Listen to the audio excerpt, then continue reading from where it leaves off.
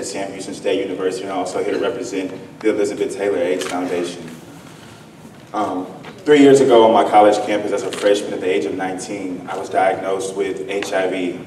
And being a youth, you can only imagine what that's like, to have to go home and look your mommy in the face and tell her you got something that she can't do anything about. Thankfully, I had my parents there with me along the way, because there's no way that I could still be here today. But more importantly than that, my mother, the first thing she said was we have to hit the ground running and do whatever it is we gotta do, because I refuse to bury my child. And some of you in here know what that's like, to have a sick child or grandchild, and you refuse to bury them. You have to declare that sometimes. My mother went with me to my first doctor's appointment over in the Woodlands, and the doctor said, I must tell you, this medication is very expensive. You're looking at $2,000 a month. And said, Mama, I gotta drop out of school and just go to work and figure it out. That's what I gotta do.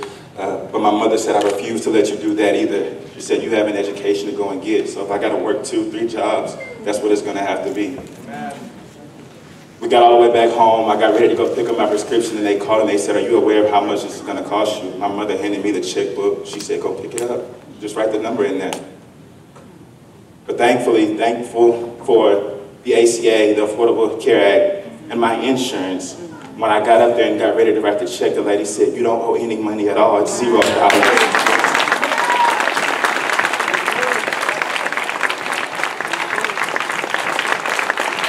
There are millions of people living with HIV across this country that are going to be affected by this new healthcare bill. More importantly, if you guys haven't noticed by yet, this new Affordable Healthcare Act that the Senate is trying to introduce affects minorities more than anybody.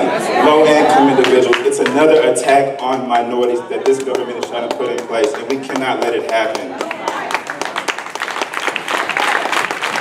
The White House has already introduced a budget to cut over $184 million from HIV/AIDS funding and prevention. We cannot go back to the 80s. I cannot die. I refuse to see other people living with a condition like me die. That's not okay. Someone said it earlier. Healthcare is not a privilege that should be afforded to the wealthy. Healthcare is not a privilege that just should be afforded to the 1%. Healthcare is a human right that is not just for some of us, but for all of us. Regardless of what you believe, regardless of your social class, your economic status, your sexual orientation, no matter who you are or what you believe in, healthcare is what we all should deserve. We all deserve. And I ask all of you to stand up for what you believe in. Speak up. If it's not for you, then that's okay. Speak up for somebody else. But above all, it looks like we might just have to go back to the 80s and act up in order for Congress and the Senate to understand that we are not here to play.